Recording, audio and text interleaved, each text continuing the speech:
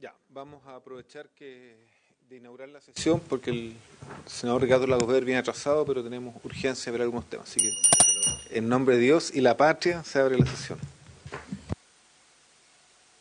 De Dios y la patria, saludamos al senador Rojo Edward.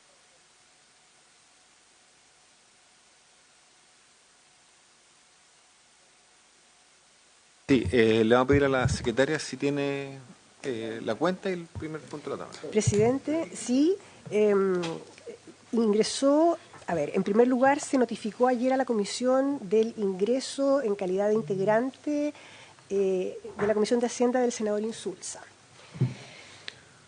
Luego tengo que informar que ingresó... Una sola duda, ¿eso sería como permanente o es solo por la...? No, se supone que el Partido Socialista, ¿sí?, va a ser representado por el senador Insulza en la Comisión de Hacienda. Ya, no si era la duda. Perfecto, gracias. Sí.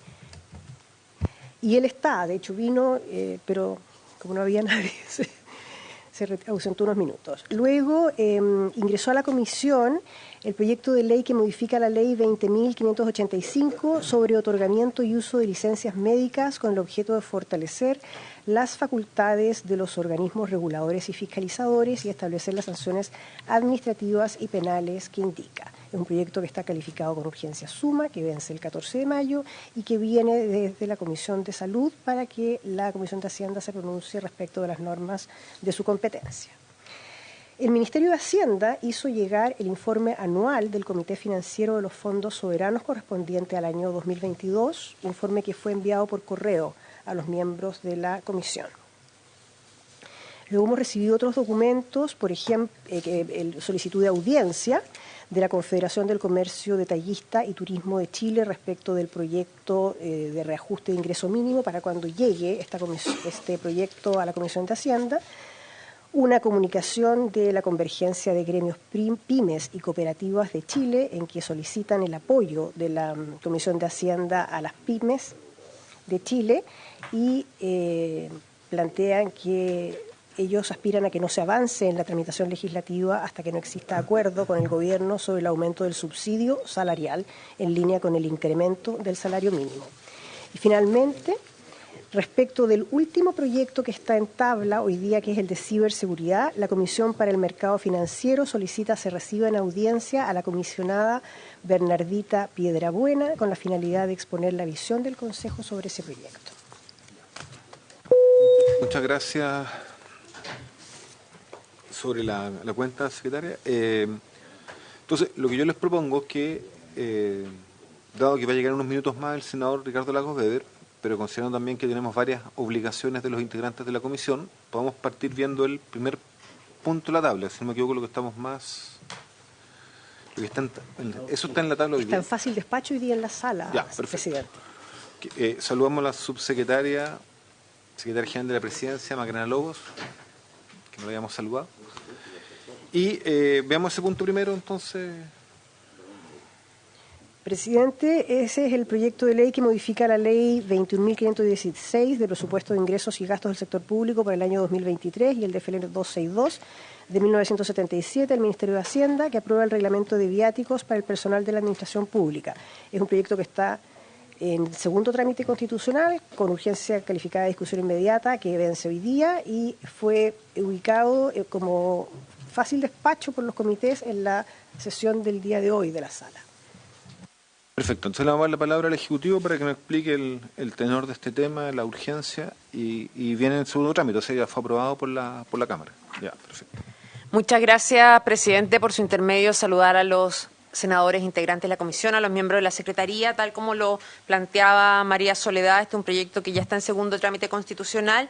Explicar el contexto de este proyecto. Como ustedes saben, la reforma constitucional aprobada por la ley 21.533 se aprobó con posterioridad al despacho de la ley 21.516 de presupuesto del sector público para el año 23. En ese proyecto teníamos que no estaban contemplados, por tanto, los recursos suficientes para solventar los gastos del proceso eleccionario del próximo 7 de mayo y del plebiscito de salida del 17 de diciembre. Habida cuenta de eso, se hizo, tal como las veces anteriores, un decreto de reasignación presupuestaria para el CERVEL, pero habida cuenta de que el decreto presupuestario no puede tener glosas, la Contraloría, objeto de este punto, nos dijo las glosas deben ser por ley de presupuesto. Por tanto, este proyecto que establece los bonos que se le pagan a el personal de enlace, a los ayudantes técnicos, a los ayudantes facilitadores, viene a cumplir ese objetivo.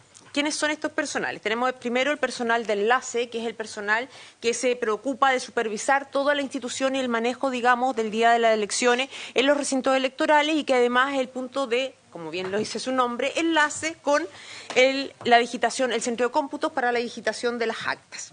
Luego tenemos los colaboradores, los ayudantes técnicos, que son colaboradores de este personal de enlace y que finalmente los ayudantes facilitadores, que fue una figura que surgió en el periodo electoral de pandemia, que ustedes saben, los habrían visto, digamos, afuera de los centros electorales o en la cercanía de las mesas para ordenar la disponibilización de las personas en sus respectivos recintos electorales, ubicarlos en las mesas. Sin duda, digamos, eso dio muy buenos resultados para facilitar el proceso electoral.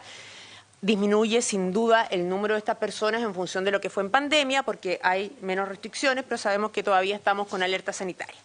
De acuerdo al informe financiero, como ustedes ven, tenemos el costo para los dos procesos eleccionarios, tanto el de 7 de mayo como el de 17 de diciembre, con un bono que es de 4 UF para el personal de enlace y de 2,5 para los facilitadores y ayudantes técnicos.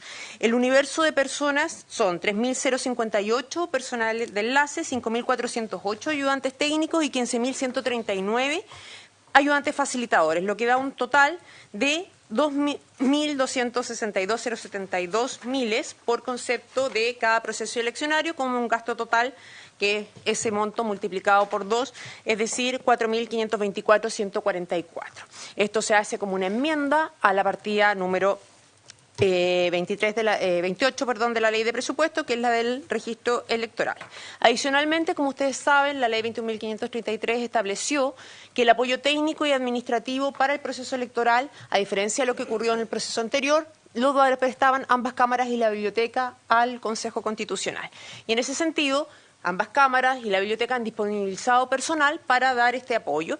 Y lo que estamos haciendo es una modificación al reglamento de viáticos para efectos de que, como se establece el monto máximo de la comisión y los viáticos de 90 días y la convención va a durar un plazo superior, 6 meses, se establece, digamos, la posibilidad de liberar ese tope de los 90 días para que así, digamos, pueda haber una continuidad respecto a las personas que están puestas en comisión de servicio para apoyar este proceso.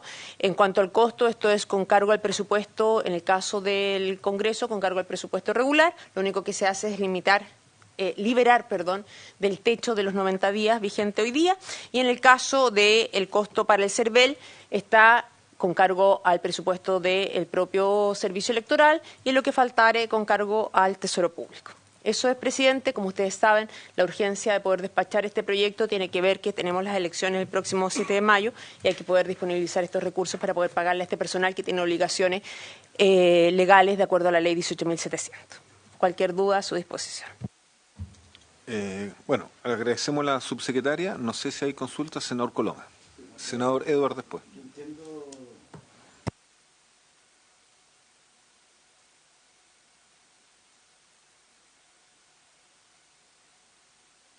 La presentación de esto como el plebiscito de salida, que es parte del presidente, de diciembre. Y entiendo que esto no se puede haber hecho porque la norma salió después de haber aprobado el presupuesto, no es un problema completamente práctico, ¿cierto?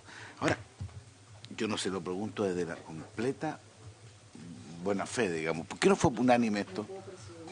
No, es que no sé, porque yo pensé que iba a ser unánime, pero veo que usted que no es unánime. Segundo, es inevitable, presidente, por su intermedio, hacer una consulta, digamos, que yo veo que a través de los medios de prensa cada vez está más complejo, digamos, el tema del... Yo sé que salió usted en el diario ayer, digamos, pero salió que hay un problema complejo con los traslados de domicilio del CERVEL. Entonces, como estamos viendo un tema vinculado a la elección, yo no sé, para mí, por lo menos, yo quiero preguntarle, ¿no? Yo sé que falta 10 días, no sé mucho lo que se puede hacer, pero hay, y particularmente en partes rurales, hay un problema severo, digamos, con los cambios de domicilio que se han efectuado, por lo menos en mi región, no sé en otra, y que hace que personas que votaban en un lugar voten a 100 kilómetros de distancia. Entonces quería saber, por su intermedio, yo envié en todo caso los antecedentes al CERVEL, una vez que me llegaron, ¿no? Pero son cientos de personas, por lo menos en el Maule, digamos, que están votando en lugares distintos a los que votaban en la elección anterior. Y aquí que antes quedaba 100 metros de su casa y ahora 100 kilómetros. Entonces un problema complejo. Juntemos las preguntas, ¿les parece? Para senador Edwards. Muchas gracias, presidente, por su intermedio. Quería solamente entender si los montos que se entregan, que son 4 UF y 2,5 en el caso de las personas que hacen la digitación y los que los ayudan técnicamente, son montos estándar, o sea, que se han utilizado los mismos montos para efectos de la remuneración o del bono que se le paga a todos los que están trabajando. Y respecto a los viáticos, me gustaría una idea de cuánto estamos hablando, porque hay algunos funcionarios que tienen sueldos que pueden ser 8, 10, 12 millones de pesos, y estamos hablando de cuántos recursos estamos hablando. Estamos más de 90 días, de cuánto es el viático y cuáles son los sueldos máximos que podríamos llegar a tener para efectos de quienes desempeñen estas labores. Gracias, senador. Y lo último, si me permite, presidente. Efectivamente hubo 14 votos en contra en la Cámara de Diputados, y entiendo que fueron básicamente por el lugar desde donde se obtienen los recursos. Si nos puede explicar por qué se dio eso en la Cámara de Diputados. Perfecto. Antes de dar la respuesta, vamos a saludar al senador Insulza, que se integra a la Comisión de Hacienda. Senador, muy bienvenido. Tenemos grandes expectativas aquí por su participación en esta comisión. Muchas gracias, siempre hemos tenido muchas gracias, muchos debates. Seguro que en las primeras sesiones voy a abrir muy poco la boca porque quiero irme enterando más o menos de qué se trata por acá. Muchas gracias. Muchas gracias, senador. Subsecretaria. Muchas gracias, presidente, por su intermedio, respondiendo a las consultas formuladas por el senador Coloma, ratificar lo que él plantea, que efectivamente el costo está asociado a los dos procesos. Si ustedes ven en el informe financiero, la columna es el monto total global para un proceso eleccionario y luego se multiplica por 2, dado que financia tanto el proceso de las elecciones de los consejeros de este 7 de mayo como el plebiscito de salida del 17 de diciembre. En cuanto al tema de la unanimidad, tal como lo plantea, efectivamente el Partido Republicano en la Cámara de Diputados votó en contra de este proyecto, no por la fuente de los recursos, por lo menos lo que se argumentó en ese momento fue por un tema de consistencia, dado que ellos consideraban, estaban en contra en general de lo que significaba los costos asociados al proceso, digamos, no la fuente de financiamiento, sino lo que significaba los costos asociados a un proceso constituyente, por eso ellos habían estado en contra, valga la redundancia, de que se realizara un nuevo proceso, y siendo consistentes con eso, el diputado Romero, que integra la Comisión de Hacienda, se abstuvo en ese minuto y después en la sala se votó en contra por todo el Partido Republicano. Voy a responder las preguntas asociadas al proceso constituyente y luego la consulta formulada por el presidente del Senado respecto al tema que excede, digamos, el marco del proyecto. Respondiendo por su intermedio, presidente, al senador Edwards, el monto de los viáticos es un monto, como ustedes saben, está regulado en decreto de Hacienda, que en la práctica está establecido el monto del viático en función de la remuneración del personal, es decir, hay una correlación en función del grado del personal, el monto máximo del viático al que puede acceder, y por tanto yo no podría establecer aquí cantidades globales porque eso va a depender de cuál es la distribución de abogados o del resto de personal administrativo que se ha disponibilizado para apoyar el proceso constituyente, y por tanto en función del grado de esas personas será el viático que tenga asignado, y por lo mismo acá, como ustedes ven en el informe financiero por su intermedio, presidente, no hay una cuantificación de costos asociados a los viáticos porque eso es parte de los recursos normales con los que se financia, digamos, el propio Congreso, y que tendrá que, en la medida que exceda eso, tendrá que pedir su implementación como corresponde con todos los órganos que se rigen por la ley de presupuesto.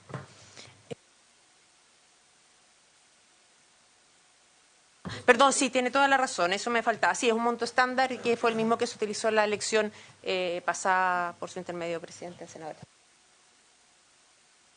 Bueno, sí, el senador Coloma se excusó, dijo que tenía un compromiso, no había dicho antes que empezara la sesión, pero de todas maneras, subsecretaria, yo creo que, claro, yo no he recibido todavía los reclamos, pero en la prensa efectivamente apareció una información, yo por lo menos la encontré algo confusa respecto a que había teóricamente un problema con el algoritmo que calculaba la ubicación de los domicilios y las sedes de votación.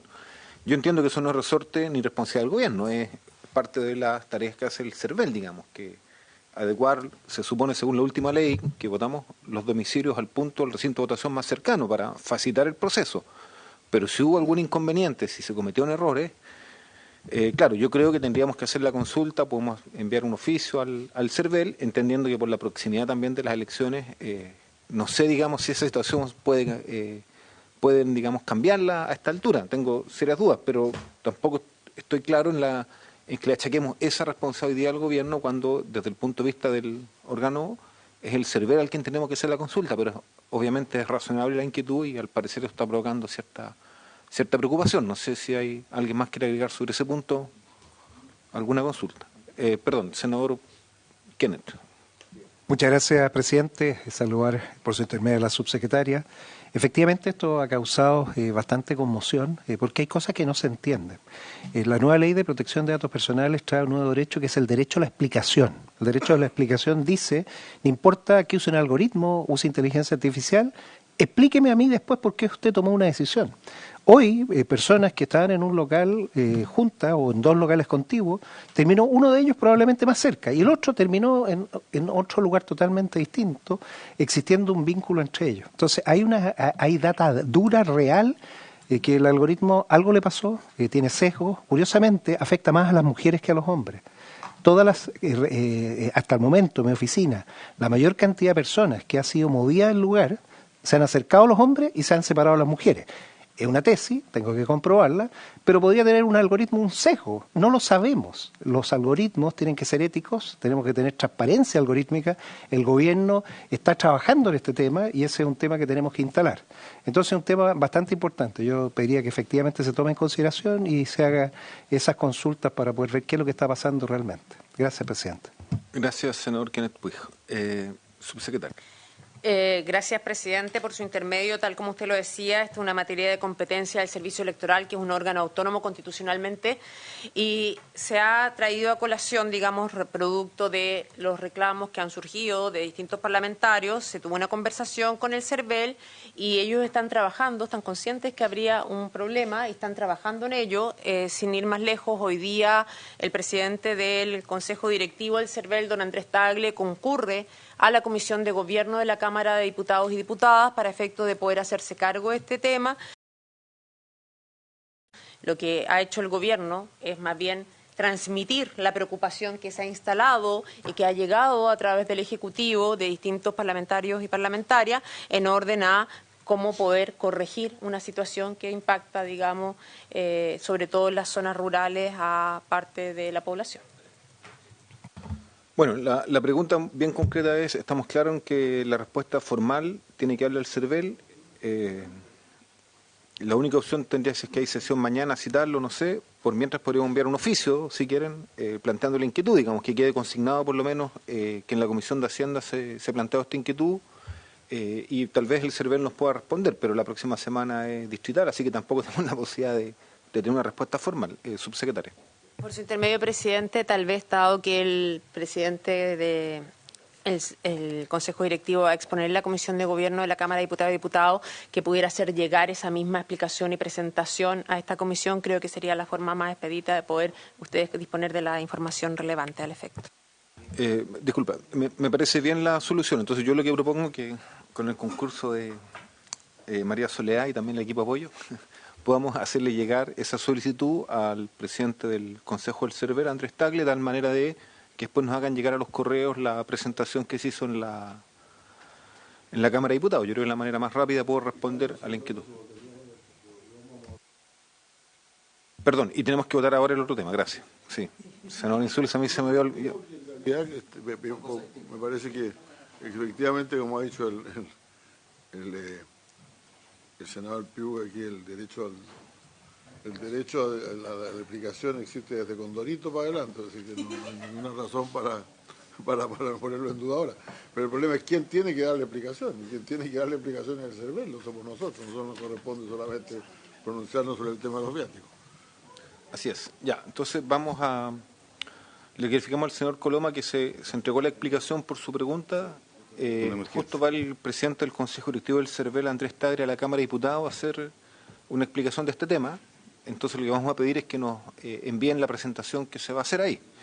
el gobierno le trasladó la inquietud al CERVEL, nos han dicho que se están tomando medidas, pero obviamente esto es resorte del CERVEL de dar las explicaciones y la solución al tema planteado, digamos, ¿no? Presidente, que yo quería simplemente porque que a mí me consultaron justo los medios de prensa que esto sí requiere un cambio legal. Yo le he dicho que aquí no requiere cambio legal, digamos, que es un funcionamiento de un servicio que tiene que hacer las eventuales correcciones. Quiero estar bien, porque entiendo que así es, ¿cierto? Es un tema de acuerdo con esto no es un tema de ley, es un tema de aplicación de una georreferenciación que se planteó en su momento respecto de intentar buscar que los electores voten en el lugar más cercano. No es que haya un problema de cambio de ley, es un tema de funcionamiento y de correctificaciones que tiene que hacerse en el organismo. Así es, ¿cierto? Por su intermedio.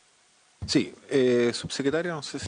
Por su intermedio, presidente, respondiendo a la consulta formulada por el senador Coloma, presidente del Senado, efectivamente este es un tema de competencia exclusiva del servicio electoral, que en el mandato, en el marco de su autonomía, deberá adoptar, ¿no es cierto?, las normas necesarias para poder revertir, digamos, o morigerar. La verdad que, como yo, tal como lo explicité en la Comisión de Constitución, y se ha planteado como si el gobierno tuviera, digamos, alguna forma. Lo que hemos hecho nosotros es intermediar entre las dudas y consultas que han surgido de los parlamentarios y el órgano competente para efecto que pueda adoptar las medidas y arbitrar las medidas necesarias para poder resolver de la mejor manera este tema. Y en esa perspectiva, como comentaba por su intermedio, presidente, al senador Coloma, el secretario ejecutivo, el presidente del Consejo Directivo del CERVEL va a concurrir hoy día a la Comisión de Gobierno de la Cámara de Diputados y Diputados justamente para informar cuáles son las medidas que están adoptando en pos de poder revertir o mejorar, digamos, en función de cuál sea, digamos, no mantengo, tal como explicité ayer, yo no tengo los antecedentes concretos respecto de la magnitud de esto. Sabemos que efectivamente ha tenido una implicancia mayor en las zonas rurales y por lo mismo están ellos trabajando para poder corregir en esa dirección. Bueno, vamos a tener que tener la versión formal con la exposición que haga Andrés Tagle ante la Cámara. Yo creo que ahí vamos a tener una respuesta. Da la impresión, senador Coloma, que al igual que usted, todos pensamos que esto es un tema de gestión administrativa y que son decisiones propias de la gestión del CERVEL y que no están mandatadas por ley. Pero la certeza la vamos a tener cuando se pronuncie el CERVEL y desde ese punto de vista vamos a esperar que nos llegue la información a los correos. Mientras tanto, lo que le proponemos es votar el proyecto de ley para que vaya a la tabla de fácil despacho. Así que, por favor, tome la votación.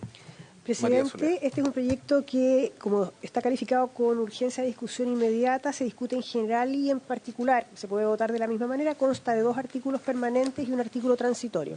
¿Quiere que les dé lectura o tomamos la votación simplemente? ¿Prefieren dar lectura o están todos conscientes de la explicación que dio la subsecretaria? Relativamente, bueno. ¿Hacen fe en las explicaciones de la subsecretaria? Vamos a ser más explícitos entonces. Se toma la votación entonces en general y en particular. El señor presidente somete a votación en general y en particular el proyecto de ley. Senador Insulza. A favor. Senador Coloma.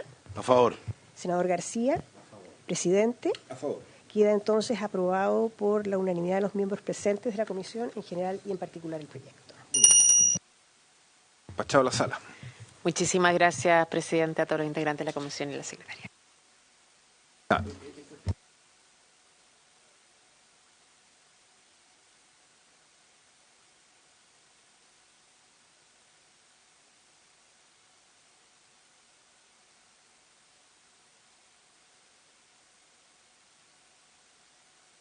Formal, yo entiendo que esto está enfocado básicamente a los funcionarios del CERVEL, digamos, de gestión pública. Esto no tiene que ver con las asignaciones que tienen los vocales de mesa, que eso se mantiene y está en otras normas, entiendo, ¿no? Porque... Yo entiendo lo mismo, que esto tiene que ver con los facilitadores, que es como este equipo de apoyo extra que se ha sumado al CERVEL, que fue muy importante en la pandemia y que creo yo continúa por lo menos en algunos recintos.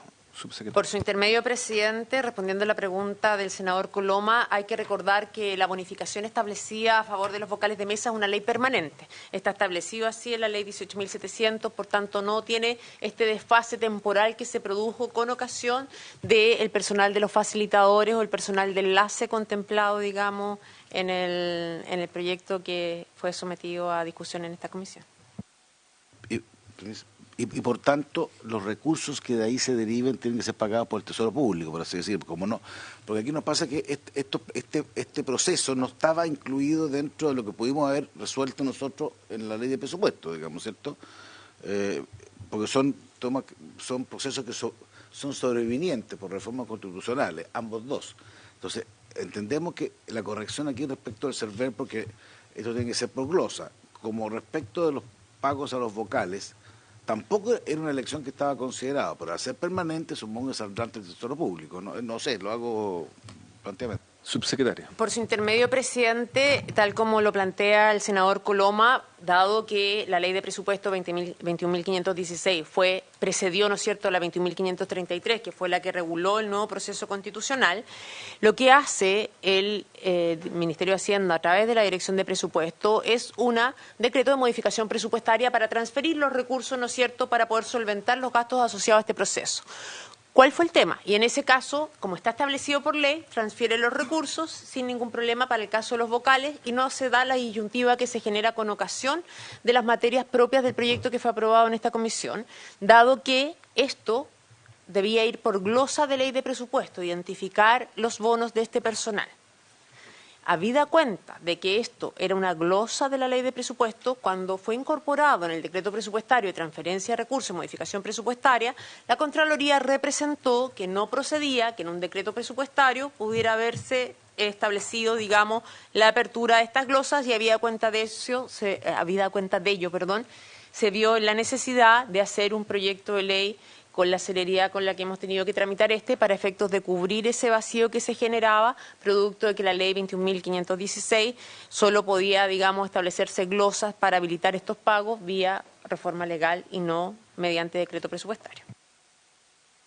Bueno, está hecha la aclaración y, bueno, entonces lo que nos corresponde ver es el segundo punto, que es el proyecto de ley que establece en favor del Estado una compensación denominado royalty minero. Yo entiendo que hay indicaciones del Ejecutivo que tienen que haber entrado a la comisión y...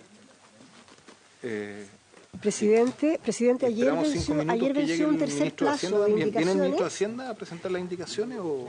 Ya alcanzamos el tercer tema por mientras, ¿no? Para aprovechar los 5 minutos, ¿o no?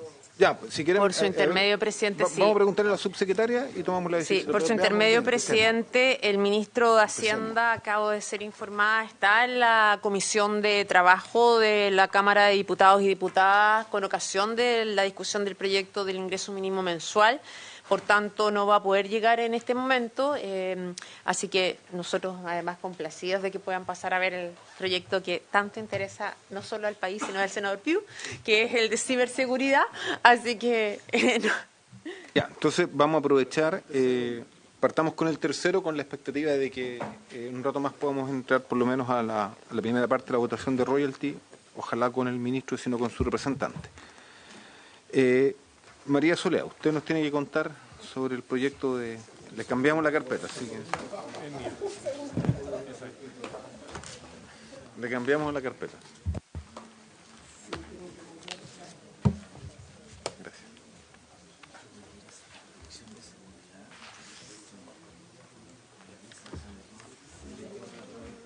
Cuando vuelva, vamos a ver royalty aprobado.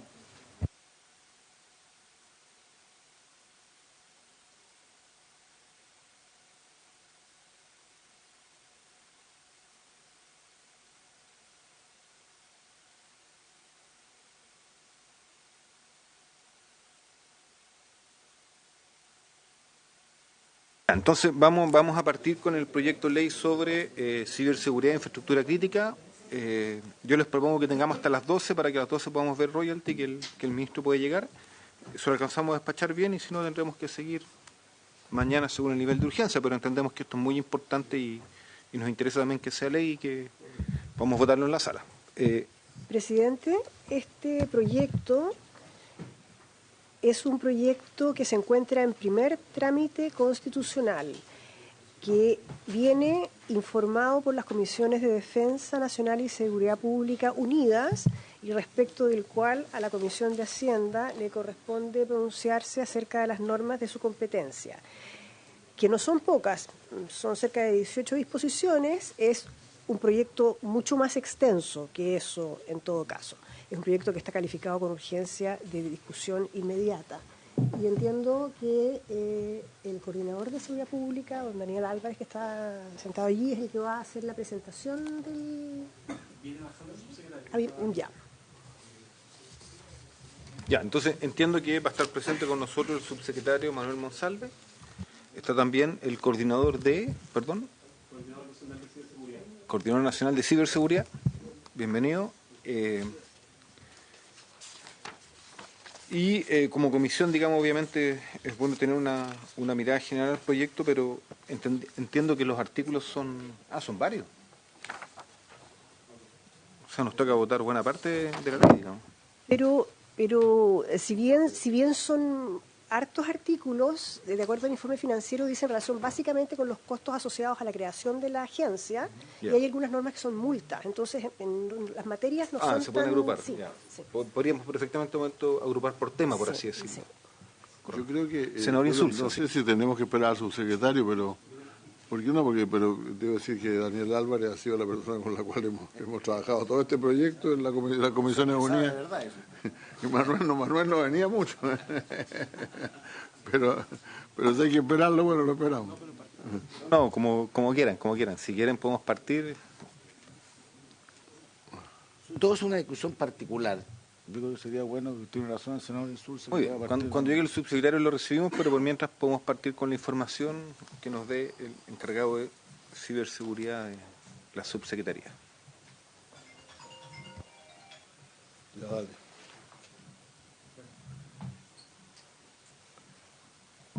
Señor presidente, por su intermedio, a los honorables senadores, muchas gracias por la invitación.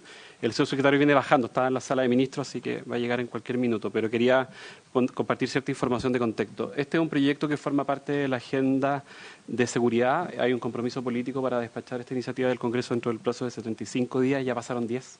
Entre que lo despachamos en la Comisión Unida y lo podemos discutir hoy día en la Comisión. Es un proyecto que forma parte de la Política Nacional de Ciberseguridad. En este sentido, un proyecto que se inició originalmente con el diseño de la Política Nacional de Ciberseguridad en el año 2017, en el gobierno de la presidenta Bachelet, y continuó como parte de la política de Estado en el gobierno del presidente Sebastián Piñera. Fue una iniciativa del gobierno del presidente Sebastián Piñera que ingresó la última semana de gobierno, en el cual se definió esencialmente la estructura que hoy día estamos discutiendo. Como Ejecutivo, en su momento tomamos la decisión de, siguiendo la lógica de ciberseguridad, se transformó a lo largo de los años en una política de tomar el proyecto de ley con la estructura que proponía y incluirle mejoras a partir de la discusión de las indicaciones presentadas por el Ejecutivo en conjunto con las indicaciones presentadas por los senadores que integraron las Comisiones Unidas. Estuvimos discutiendo varios meses el proyecto de ley, establece un proceso, un modelo orgánico, un modelo de gobernanza. Esencialmente el proyecto de ley marco lo que hace es que crea la Agencia Nacional de Ciberseguridad como un órgano técnico a cargo de la ciberseguridad del país, con competencias sobre el sector público y sobre el sector privado, y con facultades normativas, fiscalizadoras y sancionadoras, además de algunos ámbitos más novedosos en el sentido, por ejemplo, de promover la educación, la formación y la generación de capacidad en materia de ciberseguridad en coordinación con el resto de los órganos de la Administración del Estado. Uno de los cambios esenciales que se hizo al modelo de gobernanza es intentar simplificarlo.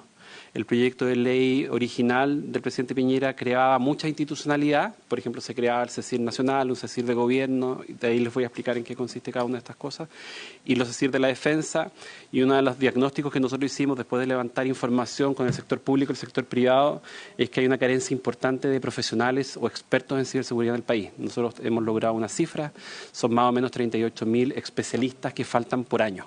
Y esa es una brecha que no solo afecta al sector público, sino que también afecta al sector privado, de manera tal de que crear demasiada institucionalidad y vamos a tener un problema de dotación importante.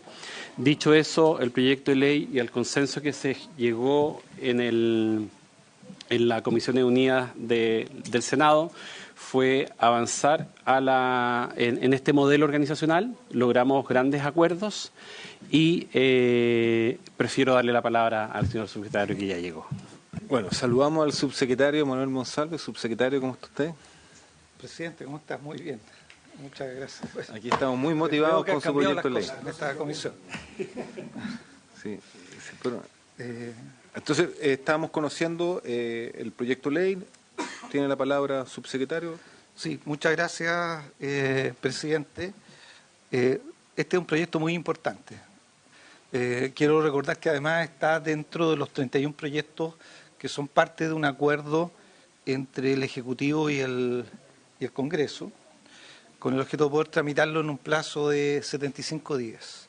Este es un proyecto que se origina en una iniciativa del expresidente Sebastián Piñera, que es presentado el 10 de marzo del año 2022. El Gobierno lo toma como uno de los proyectos relevantes en materia de seguridad, en conjunto con lo que era el proyecto de narcotráfico, el de crimen organizado, el de Sistema Nacional de Inteligencia y el de ciberseguridad, por lo cual se inicia un trabajo que concluye en un conjunto de indicaciones que fueron, quiero decir, trabajadas de manera muy coordinada y además con muchos niveles de acuerdo, prácticamente unanimidad, con los senadores y senadoras integrantes de la Comisión de Seguridad Pública, de la Comisión de Defensa del Senado.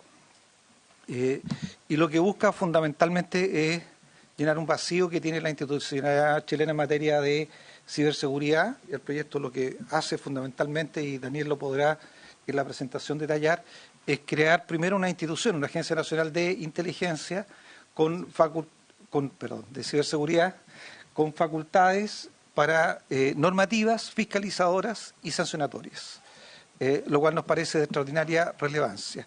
Segundo, ordena a las instituciones tanto públicas como privadas en aquellos que cumplen servicios denominados esenciales y que por tanto afecta a que la Agencia Nacional de Ciberseguridad pueda establecer estándares en materia de seguridad informática y también establece el concepto de operadores de servicios de carácter vital, que también están sujetos, por lo tanto, a la generación de estándares obligatorios para cumplir en materia de seguridad informática, por lo tanto, sujetos también a la fiscalización y eventualmente a las sanciones de la Agencia Nacional de Seguridad.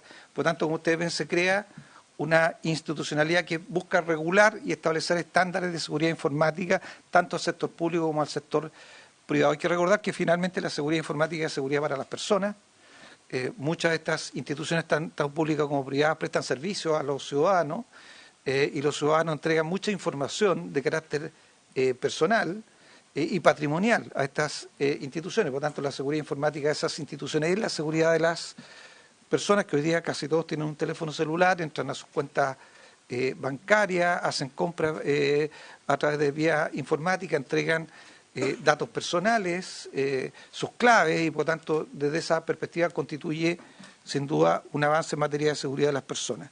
En segundo lugar, dentro de la Agencia Nacional de Ciberseguridad se crea un centro de respuesta a incidentes informáticos y de ciberataques, con el objeto de que haya capacidad institucional para poder responder, prevenir y además responder de manera oportuna. Y a través de esa institucionalidad también se coordinan los CECIR de otras instituciones que pueden ser sectoriales o de la defensa nacional. Ya todos saben que en esta materia hemos sido objeto de ataques informáticos que han colocado en cuestión nuestra capacidad, por lo tanto, de proteger información sensible. Por lo tanto, nos parece que los centros de respuesta a incidentes informáticos y de ciberataques constituyen un elemento central. Vamos a detallarlo el proyecto de ley. Esto obviamente tiene una repercusión financiera. Una parte importante de lo que va a requerir financieramente, que son cerca de 4.600 millones de pesos. Una parte importante es recursos que van a salir del Ministerio de la Subsecretaría del Interior y del Ministerio del Interior, que hoy día son ocupados con fines de seguridad informática y que por tanto cerca de 3.600 millones son recursos que hoy día ya se gastan en materia informática y van a pasar a ser parte, ¿cierto?, del presupuesto de esta nueva institucionalidad, y esto implica un gasto nuevo en régimen de cerca de 860 millones de pesos y en torno a eso es que la Comisión de Hacienda tiene que mirar, si mal no recuerdo, 14 artículos que tienen repercusión financiera más algunos artículos de carácter transitorio.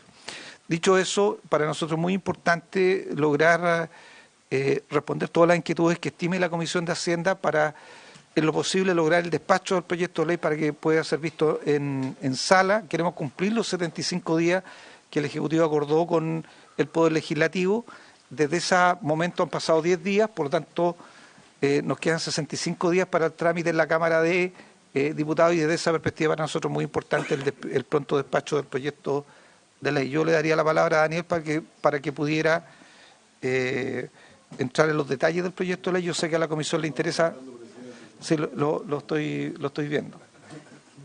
Yo sé que la Comisión de Hacienda tiene la costumbre de no abocarse a lo específico en materia financiera, sino entender el contexto de lo que implica el proyecto de ley y en ese sentido hemos preparado una presentación que va a realizar Daniel Álvarez, que ha hecho el seguimiento del proyecto de ley.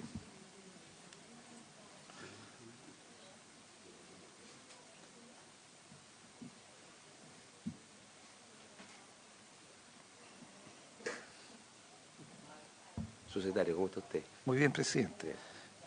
Bienvenido. Muchas gracias. Le estaba pidiendo a Daniel Álvarez que hiciera la presentación del contexto del proyecto de ley para posteriormente contestar preguntas y tal vez ir específicamente a aquello que tiene repercusión financiera. Sí, pero, por favor, escuchemos a don Daniel y después... Sí. Muchas gracias, señor presidente, por su intermedio. Desde el punto de vista orgánico, los componentes más esenciales del proyecto de ley tienen que ver con llenar esta carencia que hoy día existe en el diseño institucional chileno, que no tenemos un órgano que rectore en materia de ciberseguridad. Y se crea la Agencia Nacional de Ciberseguridad, que estaba formulada inicialmente de esta forma en el proyecto del presidente Piñera, que tiene básicamente 4 funciones. 1, gestionar los incidentes de ciberseguridad. Hoy día la capacidad de gestión de incidentes está disgregada en el Estado.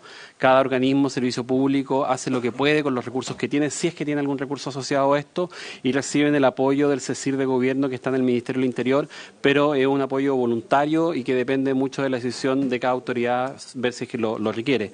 Además, las otras 3 funciones que ya mencionó el señor subsecretario es la de regular. En este punto, uno de los temas que se discutió largamente en las Comisiones Unidas fue dejar en la ley la habilitación para dictar normas técnicas, porque este es un escenario muy cambiante. La idea es que la agencia vaya regulando técnicamente en función de el tipo de riesgo de que se trate o de cuál sea el tipo de amenazas que se enfrenten, e ir dictando normas o instrucciones generales particulares de carácter técnico.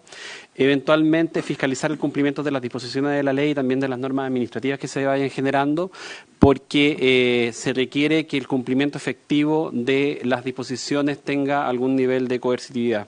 Y finalmente lo que se propone es que la agencia tenga la potestad sancionatoria. En esto se han seguido los modelos regulatorios clásicos de la superintendencia, haciendo todos los ajustes orgánicos para efectos de que el procedimiento sancionatorio en sede administrativa vele y cumpla con todos los derechos fundamentales, pero que además esté sujeto a control jurisdiccional por las Cortes a través de un recurso de ilegalidad. Hoy día, en materia de ciberseguridad, la única capacidad que existe en el Estado es gestionar incidentes dentro de la Administración. No tenemos esa capacidad fuera en el sector privado y hoy día, por la forma en que están diseñados nuestras redes y sistemas informáticos, buena parte de la información transita desde el sector público al sector privado sin gran seguridad. Es un servicio público que se relacionaría con el presidente de la República a través del Ministerio del Interior y Seguridad Pública. En el evento en que se apruebe la creación del Ministerio de Seguridad Pública, este sería uno de los servicios que pasaría a depender de ese ministerio, y sería un órgano cuya dirección superior estaría a cargo de un director o directora, que sería designado conforme a las reglas de alta dirección pública. Una novedad del proyecto de ley en función a otras iniciativas legislativas orgánicas es que el personal se regirá por el Código del Trabajo. Esto obedece a una razón bastante práctica.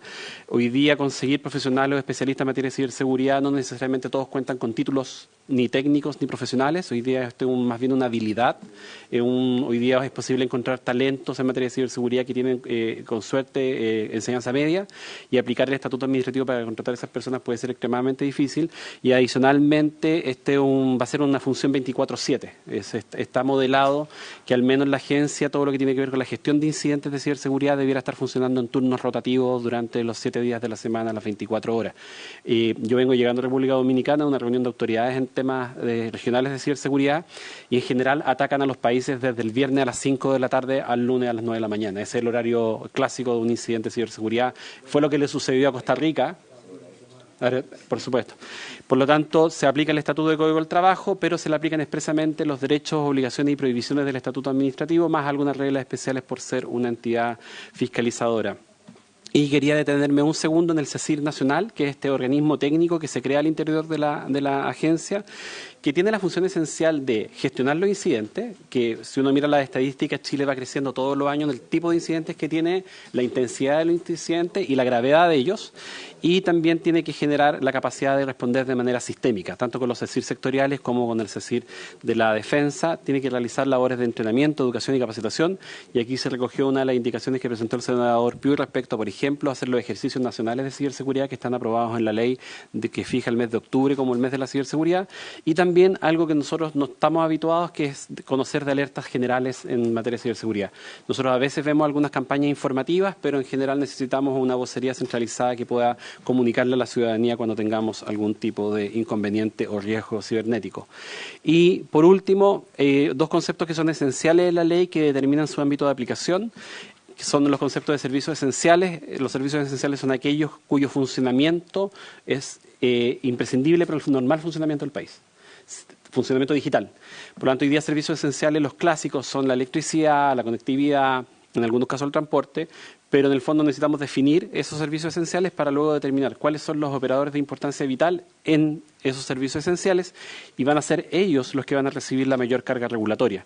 ¿Por qué? Porque como la ciberseguridad es un ecosistema, en la medida que si una empresa de telecomunicaciones o una empresa del sector eléctrico es afectada, en el efecto en cadena es que se podrían ver afectadas otras industrias. Los servicios esenciales y los operadores de importancia vital son aquellos que van a tener la mayor carga regulatoria en la práctica, van a tener que adoptar una serie de medidas encaminadas a elevar sus estándares de ciberseguridad conforme a reglas y prácticas técnicas. Y en los demás se fijan obligaciones generales para efectos de resguardar ciertos estándares mínimos en materia de ciberseguridad, pero además la agencia va a tener la facultad de ir dictando estándares diferenciados según riesgo, según tamaño, según criticidad. De esta manera, el modelo orgánico que se les propone al Honorable Senado es un modelo que se va a ir adaptando en función del riesgo. No todas las respuestas en materia de ciberseguridad, no es una camisa que sirva para todos. Y el subsecretario ya lo mencionó en su presentación, el impacto de la ley marco en el presupuesto fiscal es un gasto permanente adicional de 877 millones, pero hay una cantidad importante de recursos que se traspasan desde funciones que hoy día ejerce la Subsecretaría del Interior, básicamente el Centro de Respuestas Informáticos del Ministerio del Interior y la Unidad de Coordinación Nacional de Ciberseguridad, y parte de lo importante de la red de conectividad del Estado. Por lo tanto, en total, en régimen, un presupuesto inicial de la agencia sería del orden de los 4.600 millones de pesos. Esto sin considerar la inversión inicial que va a ser probablemente financiada con cargo a los recursos del BID que hay autorizados para esto. De esta manera, y con esto cierro y quedo a disposición de preguntas, avanzar en esta normativa nos permitirá contar con una capacidad que hoy día no existe en el Estado y que en función de los riesgos y amenazas que estamos viendo frecuentemente resulta tremendamente importante partir desde luego. Muchas gracias, señor presidente. Muchas gracias, don Daniel, por su explicación. Antes de ofrecer la palabra, un tema muy personal, le doy la bienvenida al senador José Miguel Insulza a la comisión. No había tenido la oportunidad. Coincidiremos nuevamente en las tomas de decisiones. No. Si alguien quiere hacer algún comentario, le recuerdo, ya lo saben, pero que este proyecto tiene discusión inmediata. La idea es tratar de despacharlo. Tenemos plazo más tarde hasta las 12 hoy día. La comisión se dio ese plazo a objeto de poder ver el proyecto de royalty a la minería. En consecuencia, nos quedan 25 minutos para ver el proyecto. Entonces, no sé si alguien tiene algún comentario respecto a las normas propias de la Comisión de Hacienda, me refiero, no al proyecto en general en su concepto definitivo, porque eso excede con creces lo que podríamos abordar hoy día. Lo digo porque en medio del rostro del senador Edwards. No, tenemos un plazo, porque yo quiero votar después, le quiero decir que tenemos que despacharlo hoy día. Ese es mi compromiso o el deseo, diría yo. Adelante, senador Edwards. Muchas gracias, presidente. Bueno, primero saludar al subsecretario, saludarlo a usted. Y quería preguntar, a ver, ¿la agencia va a tener facultades regulatorias, fiscalizadoras, sancionatorias? ¿Va a haber recursos, me imagino, a un tercero, a alguna corte de apelaciones, o el recurso es a la misma agencia? Esa es la primera pregunta. La segunda es tratar de, quizás, de si puedes desarrollar un poco, para entender un poco el proyecto a nivel general, cuáles ejemplos de servicios esenciales, más o menos a qué se refiere, y de operadores de importancia vital dentro de esos servicios esenciales, o quizás existan fuera, no lo sé, para entender exactamente de qué estamos hablando. Lo mismo con los deberes específicos de alto estándar, si nos pudiera dar una idea de qué se trata. Y por último, habló de recursos del BID. me gustaría saber los detalles de los recursos del BID. Sí, me voy a hacer, Muchas gracias. Por favor. presidente, me voy a hacer cargo de la última pregunta y posteriormente las cosas más específicas las va a responder Daniel. Efectivamente, en materia de la inversión inicial, que implica dotar de todo el equipamiento y tecnología para que el centro de regulación o el centro de respuesta a los incidentes informáticos y ciberataques se pueda llevar a cabo, una de las posibilidades que tenemos y lo que se plantea es hacer uso de los recursos del crédito BID. Hay que recordar que el crédito BID son cerca de 100 millones de dólares en un régimen mixto, la mitad lo coloca el BID, la mitad lo coloca el Estado chileno, pero en general, a pesar de que ya se está pagando el crédito BID y que estos recursos podrían ser utilizados justamente para mejorar las capacidades informáticas, también para mejorar los equipamientos en materia de investigación policial, tanto de carabineros como de la Policía de Investigaciones, es un crédito que ha tenido un muy bajo nivel de ejecución. El año 2022, el año 2021 fue casi cercano a cero, fue muy poco el año 2022, si mal no recuerdo, en estos momentos la ejecución estuvo en torno a los 5.000 millones de pesos. Nosotros habíamos hecho una solicitud bastante ambiciosa para el año 2023, pero el Ministerio de Hacienda consideró que en base a la historia de ejecución fue mucho más acotado y permitió, digamos, incorporar al gasto del Ministerio del Interior 7.500 millones de pesos cargado al crédito BIP. Por lo tanto, tenemos un margen presupuestario bastante amplio en materia de crédito BIP y nos parece que ahí hay recursos que pueden ser usados y que en este caso, por ser una inversión inicial, es una inversión por una sola vez que podría ser financiada a través de los recursos del crédito BIP. Señor presidente, por su intermedio, respecto a la consulta del senador, el procedimiento se establece en una serie, primero se establece un procedimiento regulado en la ley con mucho más detalle incluso que otros procedimientos similares. De hecho, se está innovando y, por ejemplo, se estableció expresamente en la ley el non bis in idem administrativo. Como esta es una materia que se va a complementar con otras regulaciones, tanto sectoriales como generales, por ejemplo, en tema de datos personales, la idea es que si un fiscalizado llega a ser sancionado por infracción a la normativa de ciberseguridad, no debiera ser sancionado adicional por incumplimiento de una norma financiera o una norma de protección de datos personales. La idea es que haya la mayor coherencia regulatoria. Y el régimen de recurso es un régimen doble, un recurso de reposición dentro de la misma autoridad y un recurso de ilegalidad ante la Corte de Apelaciones respectiva. Ese es respecto al régimen de recurso. Y olvidé la otra pregunta, perdón. ¿Qué pasa con el ejemplo de los operadores? Los operadores, sí. Acá hay una discusión bien interesante. Originalmente el proyecto utilizaba el concepto de infraestructura crítica, que está muy asociado a lo físico, y acá nos importan los servicios digitales más bien. Y un ejemplo clásico es lo que pasa en el sector eléctrico. Nosotros hoy día tenemos una matriz eléctrica que está conformada en la generación, en el transporte y en la distribución por grandes operadores, la hidroeléctrica, pero también están los pequeños operadores, una central solar, una central de paso, una central eólica.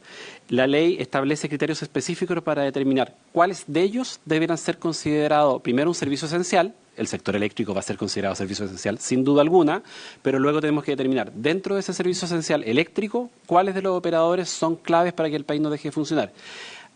A primera mano uno podría sostener que sin duda alguna los hidroeléctricos, probablemente que sin duda alguna los termoeléctricos. Pero en el caso de los solares y los eólicos va a depender de cuánto es lo que inyecten al sistema. Si su caída puede afectar el normal funcionamiento del país, por cierto que se le van a aplicar. La gracia de este modelo, en contraposición al clásico de infraestructura crítica, es que es dinámico.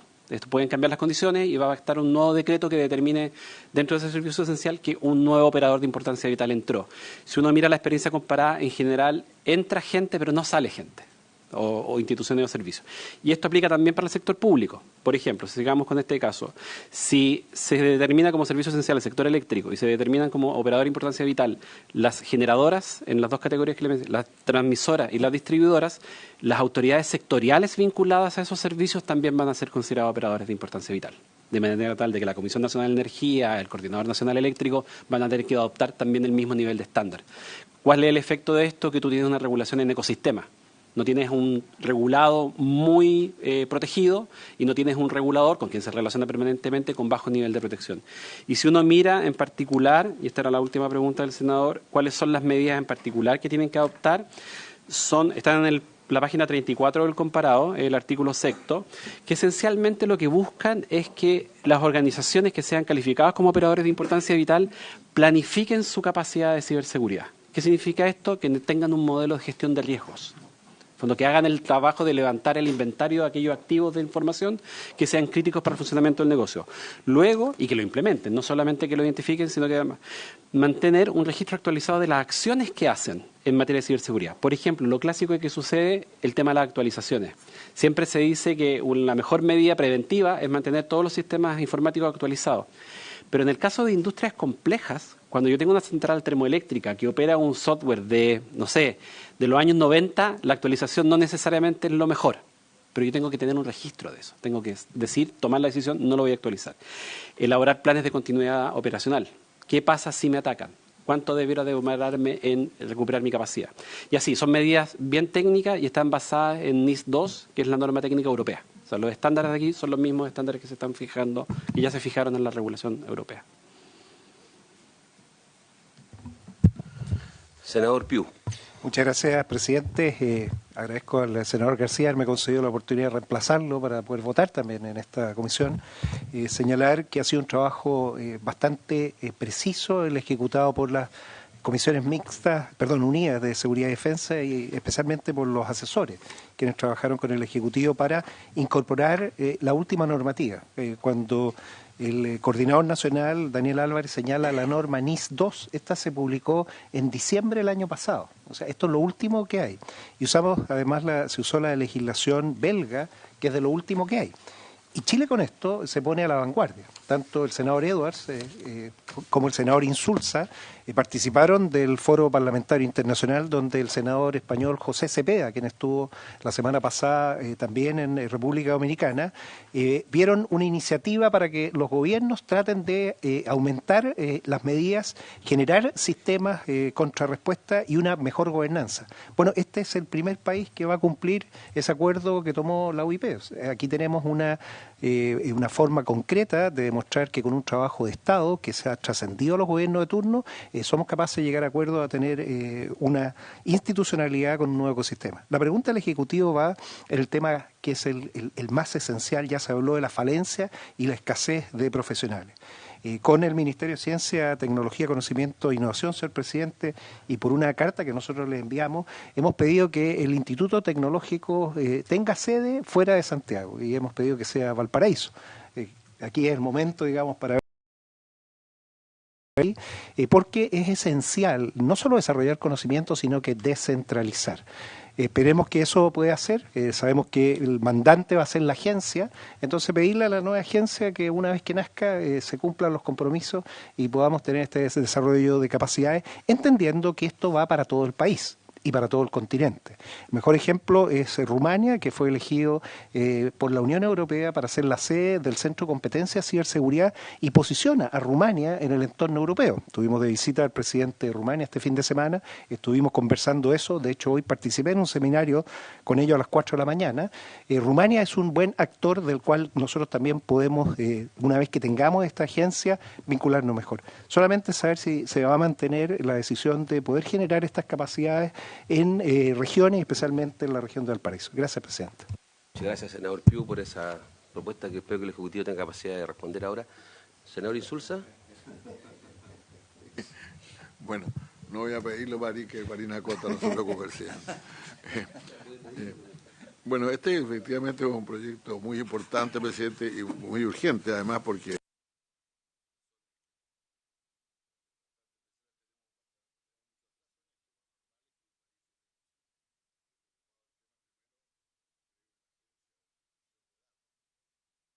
suscriban los convenios internacionales y dicten leyes sobre el delito cibernético. Esto fue exactamente al revés. Nosotros primero firmamos el convenio de Budapest, después aprobamos la ley de delito cibernético y ahora estamos creando la agencia que es la que protege los datos y que es fundamental para que todo este asunto funcione. Y de ahí su importancia. Y nosotros hemos trabajado mucho en este proyecto en Comisiones Unidas, así que no voy a abundar en esto, pero creo que realmente es un logro muy importante para el país. Ojalá que salga pronto en la Cámara de Diputados, también en el plazo que se está dando. Eso sí. Ahora, respecto a los créditos del BID, solamente por la preocupación del senador Edwards, por lo menos cuando hasta hace algún tiempo los créditos del BID eran un servicio que prestábamos nosotros al BID. Porque los organismos internacionales de crédito tienen problemas muchas veces con países que tienen bajo cumplimiento de sus obligaciones, y por lo tanto muchas veces los socios más cumplidores piden préstamos al BID para mejorar su calidad, su rating, digamos, internacional. Yo no sé si eso habrá sido este caso, pero es normal que el crédito del BID se use. Yo lo usé cuando yo estaba en el Ministerio del Interior, y claro, el Ministerio de Hacienda está claro en eso, y estos no son fondos adicionales, sino que son fondos que de alguna manera le habría tenido que entregar el Ministerio de Hacienda de todas maneras al Ministerio del Interior en este caso, pero que son reemplazados por los fondos del crédito BID. Así que me alegra mucho ver que esa práctica todavía existe, porque nos ayuda mucho, además, porque en realidad son pocos los países que pueden pedir crédito en materia de seguridad también. Eso es bastante más estrecho por lo general, y eso muestra la confianza que aún se tiene en este país, a pesar de algunas cosas que han ido pasando. Así que muchas gracias. Yo voy a votar a favor de este proyecto, por cierto, presidente. Gracias. Bien, muchas gracias. ¿En qué año estuvo el ministro? Lo que yo les quiero proponer es que procedamos a votar. ¿Ya? Hay un número importante de normas, y la señora secretaria tiene una propuesta para poder votar, tal vez, en vez de artículo por artículo, de agrupar en función de ciertas materias o criterios. Señora secretaria, somos todos oídos para escuchar su propuesta de votación. Presidente, lo que sucede es que la Secretaría califica las normas de competencia de acuerdo a lo que se señala en los informes financieros, y el informe financiero sustitutivo que llegó respecto de este proyecto señala que el principal efecto en el presupuesto fiscal se origina con la creación de la Agencia Nacional de Ciberseguridad. Además hay otros temas que la Comisión de Hacienda suele incorporar, como son los relativos a multas, por ejemplo. Entonces, de acuerdo al listado de las normas que usted tiene en algún lugar, sí, en algún lugar, que no se preocupe. El senador Núñez se llevó el papel, pero no importa. El primero de los artículos sería el sexto, en los literales A, B, C, D, G y H, que se refiere a los deberes específicos de los operadores de importancia vital. En el caso de Hacienda, que generan algún impacto fiscal. Y eso es lo que está detallado en esos literales. De manera que esa sería la primera norma que podría someterse a votación, porque luego vienen varias que se refieren concretamente a la agencia. Perfecto. ¿En qué página está? Está en la página 34. El artículo sexto, y los literales A, B, C, D, G y H están desde la página 35 a la 37. Ya. Artículo 6, literales A, B, C, D, G y H. Así es. Los ponemos en votación. El señor presidente somete a votación. Sí, o toma la votación si quiere para que... Está leyendo el senador que va a votar, el senador Coloma. Ya. Parte del senador Jesús. Yo no estoy pidiendo la mano, estoy listo para votar, o sea, vamos a empezar. Ok. Vamos a esperar al senador Jesús. Entonces se aprobaría por unanimidad el artículo sexto con los literales A, B, C, D, G y H. Muy bien. Aprobado por unanimidad, entonces. Enseguida, el artículo octavo crea la Agencia Nacional de Seguridad, que está en la página 42 y 43. El artículo noveno, en las letras F e I, se refiere a atribuciones de la agencia que generan impacto. El artículo 10, en la página 56, a la dirección de la agencia. El artículo 11, letra E, en la página 57, a las atribuciones del director o directora nacional. El artículo 12, en la página 59 y 60, al patrimonio de la agencia. Y el artículo 14, incisos quinto a décimo, en las páginas 63 a 66, se refiere al personal de la agencia. Perfecto. Y estas, por lo tanto, se podrían votar en bloque. Perfecto. Se crea la agencia, se establece la atribución. Se crea la agencia, se establecen las atribuciones, se establece el criterio de la dirección, la atribución propiamente tal, el patrimonio y el personal. Así es. ¿Les parece votarla en conjunto? Sí. Bien. ¿Se aprobarían también por la unanimidad de los miembros de la comisión? Muy bien. De acuerdo. Sí. Luego, el artículo 19. El artículo 19, inciso primero, que está en la página 81, crea la red de conectividad segura del Estado. Bien. En votación. Se aprobaría también por unanimidad. Estamos de acuerdo. Sí. Enseguida, el artículo 21, en el inciso cuarto, esto está en la página 93 y alcanza hasta la 94. 92. Es que el artículo 21 parte en la página 90, pero el que es de competencia de la comisión es el inciso cuarto, que está en la página 93 y termina en la 94. Y este es un cumplimiento de los CISRT que genera multas, y entonces por la multa es que es competencia de Hacienda. Perfecto. ¿Se le ¿También se parece? aprobaría? De acuerdo. Muy bien. Luego, el artículo 25, que está en las páginas 105 y 106, crea el equipo de respuesta a incidentes de seguridad informática de la Defensa Nacional. Estamos de acuerdo. Como presidente de la Comisión. ¿Se le parece? ¿Estarían de acuerdo entonces? Muy bien. Y enseguida el artículo 32 se refiere a infracciones que se sancionan con multa. Esto en la página 116.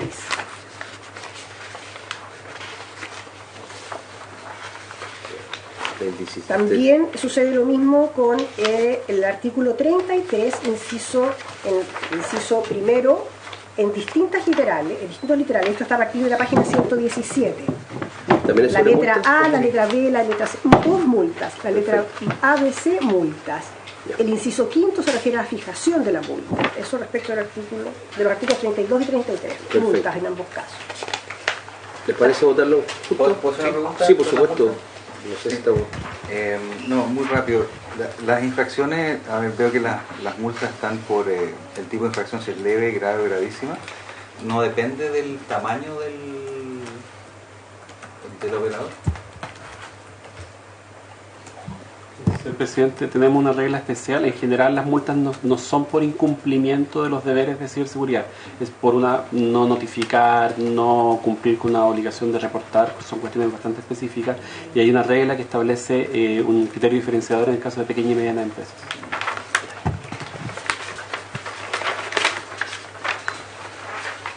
Bien. ¿Se le parece? ¿Le da dos títulos? ¿Estamos de Perfecto. acuerdo?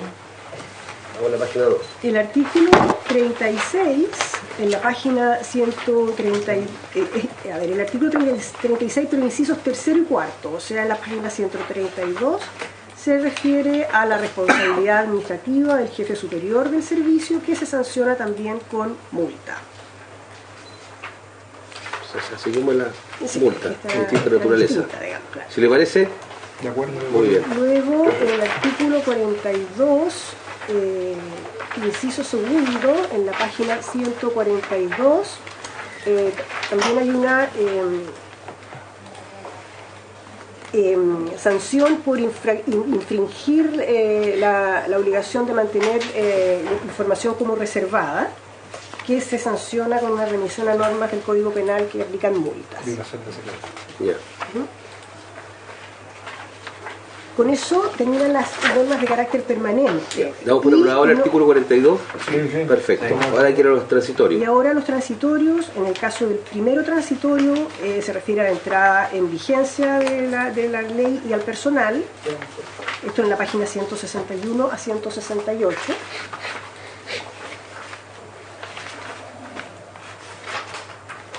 ¿Estamos? Estamos de ¿Le acuerdo. parece? Ya. El segundo transitorio, en las páginas 168 y 169, se refiere al nombramiento del primer director o directora.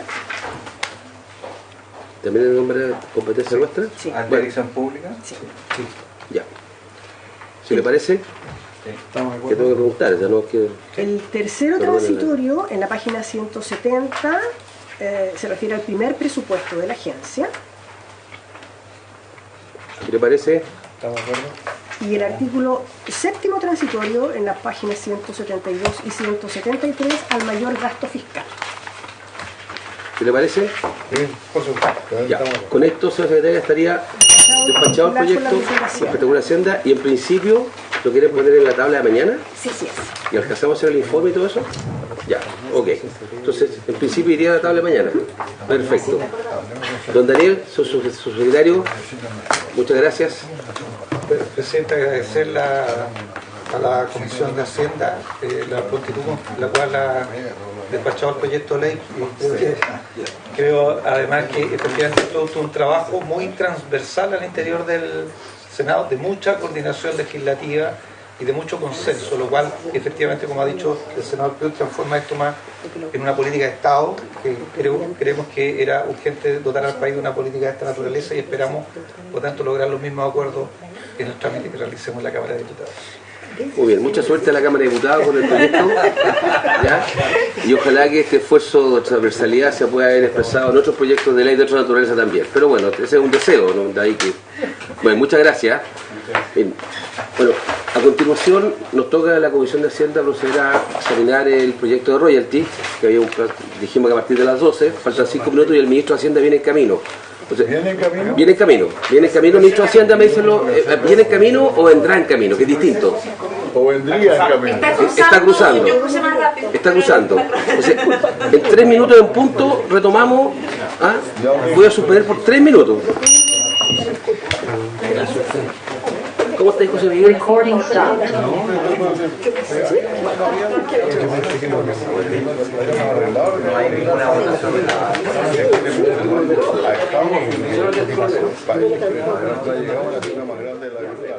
Sin embargo,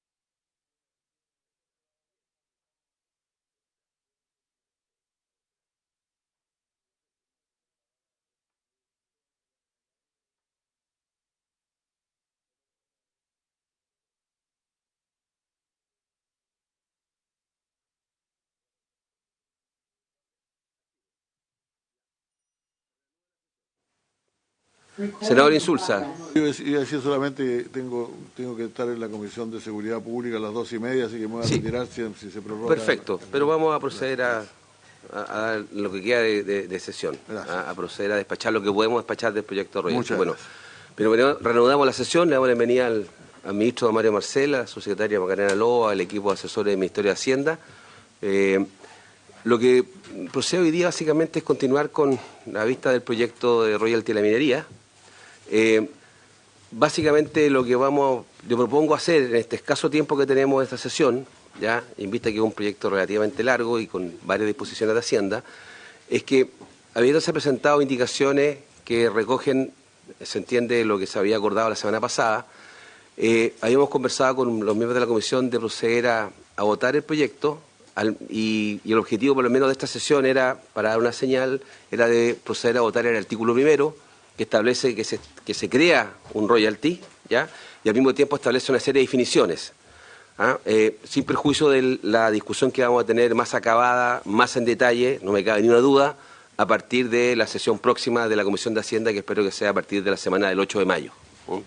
Entonces, en ese espíritu, ministro, yo le dejo la palabra, si a usted le parece, quiere decir algunas palabras, y a continuación, señora secretaria, me gustaría proceder a honrar el acuerdo que tenemos previamente, en los escasos minutos que nos quedan de sesión, para proceder a votar el artículo primero. Hago un resumen balanceado de lo que acordamos, ¿les parece? Sí, perfecto. Ministro, le doy la bienvenida. Sí, muy bien, presidente. Muchas gracias. Efectivamente, para ajustarnos al tiempo, pese a que había una presentación que era sobre las indicaciones, la verdad es que ya explicamos el contenido de esas indicaciones en la sesión anterior. Ahora, básicamente, consignar que se cumplió con lo comprometido, en particular al introducir indicaciones en torno a 6 temas, que son los de obligación de informar al estado financiero de la CMF, la inclusión de los gastos de organización y puesta en marcha como costo para renta imponible operacional minera, el incentivo a la expansión de proyectos mineros, la extensión a 10 años del compromiso de aporte a regiones y comunas, la condición que establece una carga tributaria potencial máxima de entre 45,5 y 47%, dependiendo del volumen de venta, y finalmente la revisión de tasas para la mediana minería. Ese es el contenido de las indicaciones. Ahora, respecto del proyecto mismo, del texto y del artículo primero en particular, tenemos que recordar que lo que hace este proyecto es que establece un royalty como establece la legislación, las normas del royalty como una legislación autocontenida.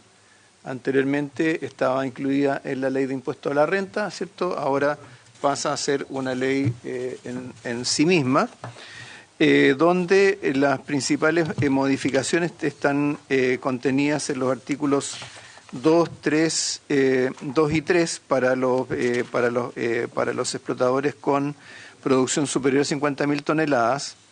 El artículo 4 son las tasas para otros explotadores, o sea, para menores de entre 12 y 50.000 y no aplicándose royalty por producción menor a 12.000 toneladas métricas de cobre fino. Y luego los artículos 5, 6, 7, 8 se refieren a agregan, ¿cierto?, en el artículo 8 este límite de la carga potencial máxima, y los artículos previos son los que regulan los valores de los distintos componentes del impuesto, particularmente el componente ad valorem y el componente sobre margen operacional minero. Y finalmente los artículos, el artículo 16 en adelante es el que se refiere a los aportes de recursos a los gobiernos subnacionales, a los gobiernos regionales y municipales. Entonces, el artículo primero del proyecto, primero hay que consignar que este proyecto ya parte con una modificación de su título en relación al texto en general que se aprobó en la sala del Senado, ¿cierto?, al referirlo como royalty de la minería, en lugar de la referencia a la minería del cobre y el litio que tenía el proyecto aprobado en general en la sala. Y luego el artículo primero es el que establece, es el que da el marco para el impuesto, ¿cierto?, señalándose que se establece un impuesto denominado royalty minero, que se va a regir por las normas de la presente ley. luego cómo se aplica, ¿cierto?, o quiénes están afectos al impuesto, y luego una serie de definiciones, primero respecto del explotador minero, producto minero, venta, los ingresos operacionales, la renta imponible operacional minera ajustada, que hasta el momento la hemos referido por la sigla RIOMA, y luego el margen operacional minero. Todas definiciones que son necesarias posteriormente. Entonces esto, en ausencia o habiéndose ya producido una votación en general, este es el artículo que le da como el marco general para esta propuesta de legislación.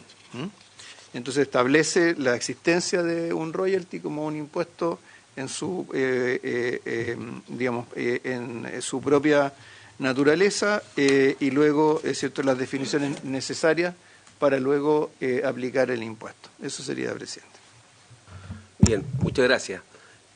Como señalé, la idea es proceder a votar este artículo, sin perjuicio de la discusión que va a venir en detalle y espero conducente, más allá que pueda ser acalorada, pero conducente a partir de la semana del 8 de mayo, ministro. Entonces yo le quería pedir a ofrecer la palabra, ¿sí?, a los senadores. Sí, senador Edwards. A ver, bueno, saludar al ministro que nos acompaña ahora.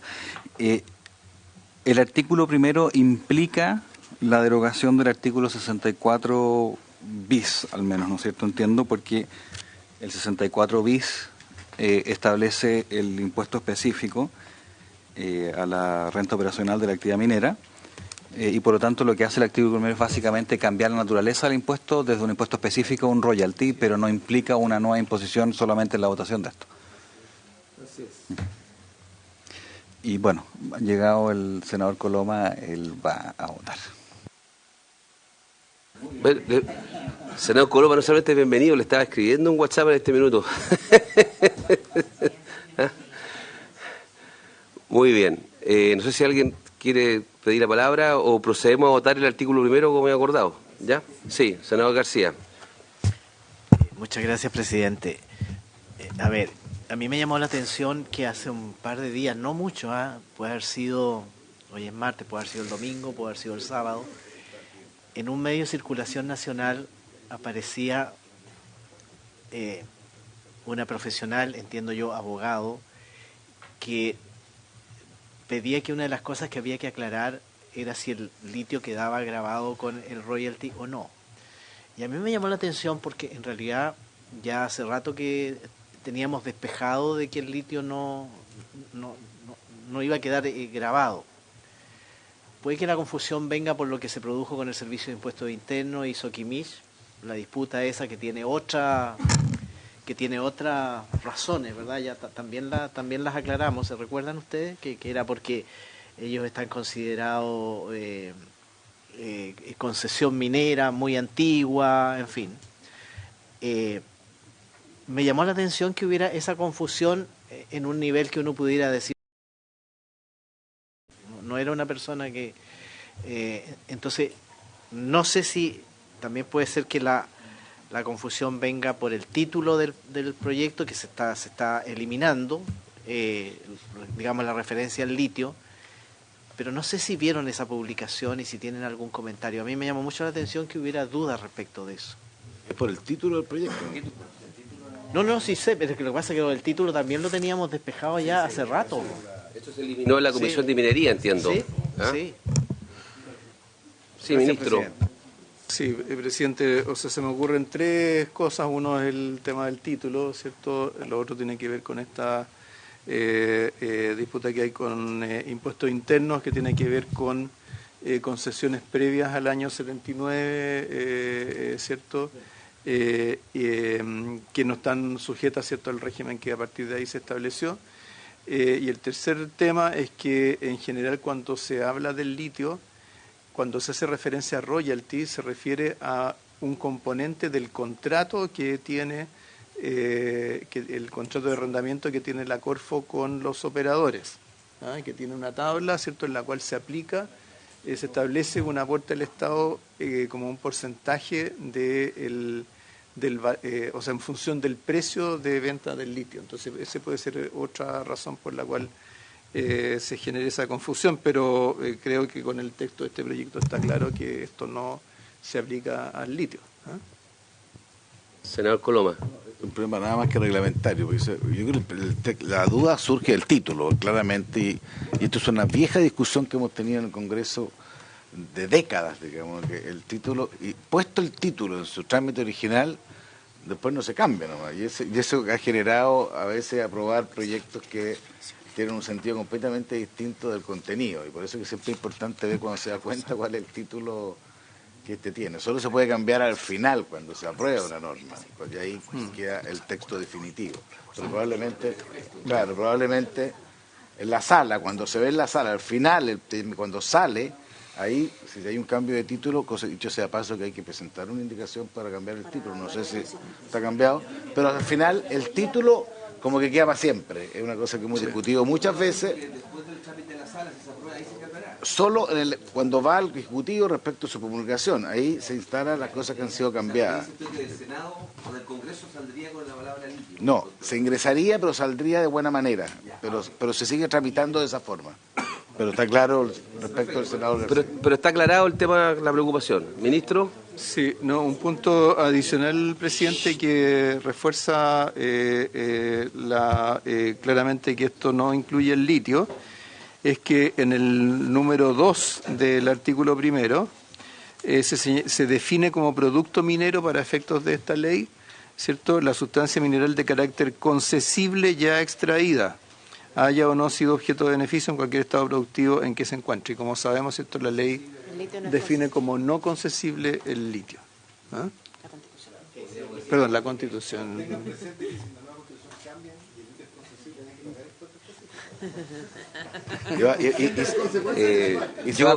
Yo propondría no introducir una variable que podría generar entusiasmo. Senador Núñez. Pero me gusta su optimismo, además. Entonces. Esa es la noticia. Sí, tranquila será, secretaria. Bueno, le propongo poner en votación el artículo primero. No sé, señora secretaria, tome la votación. Presidente, la norma que tiene que votar la Comisión de Hacienda es el artículo primero, pero en sus incisos primero y segundo. Entonces, dicen, artículo primero, establécese un impuesto denominado royalty minero que se regirá por las normas de la presente ley. Se sujetarán a los componentes del impuesto contenidos en el artículo segundo y el artículo tercero o cuarto de esta ley, según su nivel de ventas y los minerales explotados. La suma de estos componentes corresponderá al royalty minero al cual se encuentra sujeto un explotador minero según corresponda. Entonces, el señor presidente somete a votación estos dos incisos del artículo primero. Senador Coloma. Yo voto a favor.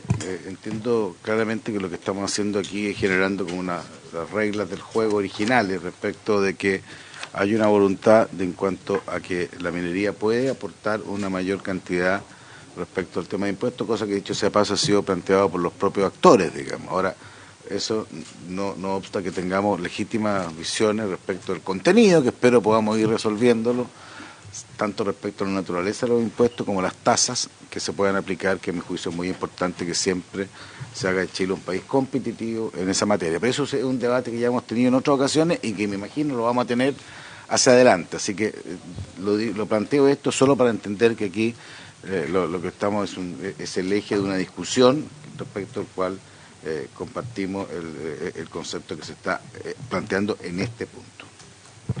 Senador Insulza. Yo lo voto a favor, lamento que no sea mi primer voto en la comisión, porque ya emití uno hace un rato atrás, pero recordaré con más entusiasmo. Senador García. A favor. Senador Núñez. Yo voto a favor, secretaria, y quiero agregar que, esto es muy importante porque define los marcos conceptuales que van a dar vida a este royalty, pero hay que ver cómo queda el conjunto del proyecto de ley. Por lo tanto, para que esto se materialice y haya una distribución equitativa de la renta minera entre las empresas privadas propietarias, las mineras y el Estado de Chile y el pueblo de Chile, va a ser clave la discusión que tengamos en particular y también en la sala del Senado. Así que voto a favor, pero con mucha expectación de lo que viene a continuación. Presidente. Sí, voy a votar a favor, ciertamente. Ha sido un proceso largo para llegar a esta etapa. Nos queda lo más difícil todavía, que acordar, digamos, el marco definitivo. Pero como soy un optimista por naturaleza, creo que vamos a llegar a buen puerto, así que voto favorable con muchas expectativas y esperanza de tener mayores rentas para el Estado de Chile, que las inversiones puedan seguir llegando como han llegado siempre. Queda entonces aprobado por la unanimidad de los miembros de la comisión el artículo primero en sus incisos primero y segundo. Bien, entonces, después de despachado el artículo primero, seguimos tramitando. Quería...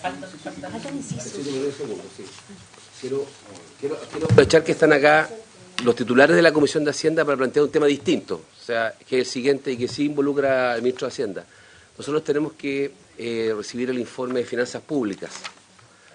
Quería hacer una propuesta, si es que lo consideren, responder inmediatamente o en el transcurso de ahora, de aquí a las 3 de la tarde, para poder despachar, porque depende de la agenda de cada uno, la posibilidad de citar, ya sea mañana, ministro, estoy pensando informe de finanzas públicas, porque una alternativa inicial era jueves en la mañana, primera hora, pero entiendo que usted tiene que salir fuera de la región metropolitana, ¿ya? Y lo veo difícil el jueves, por eso que quiero aprovechar que están todos acá, y qué posibilidad hay, ministros y senadores, de tal vez tener una sesión especial de la Comisión de Hacienda mañana para conocer de este informe de finanzas públicas en algún momento de la mañana a partir de las 10:30 para conocer este informe. No sé si cómo lo ven ustedes, para tratar de salir de este tema y conocer ese informe, ¿no? A la verdad.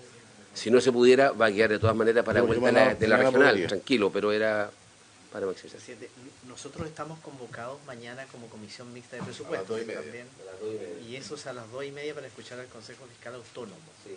Usted lo que está proponiendo es una reunión de nuestra comisión de Hacienda, del Senado solamente en la mañana. Sí, solamente el Senado en la mañana. Yo calculo 1 hora y media de sesión. Yo no tengo inconveniente. ¿Ya? Sí, también.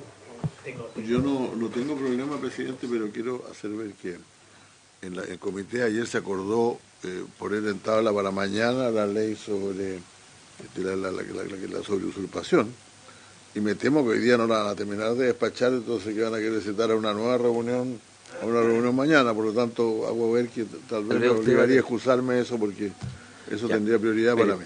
Bueno, yo voy a ser práctico. Pero no tengo problema ahora en todo caso. Voy a ser práctico. No voy a poder resolverla ahora, ¿ya? Vuelvo con... Pero si no, el jueves ya definitivamente no hay dificultad, entiendo. Ya. O lo hago mañana, señora secretaria, o si no va a quedar para la vuelta regional, ¿ok? Pero voy a hacer un esfuerzo para mañana, ¿ok? Gracias.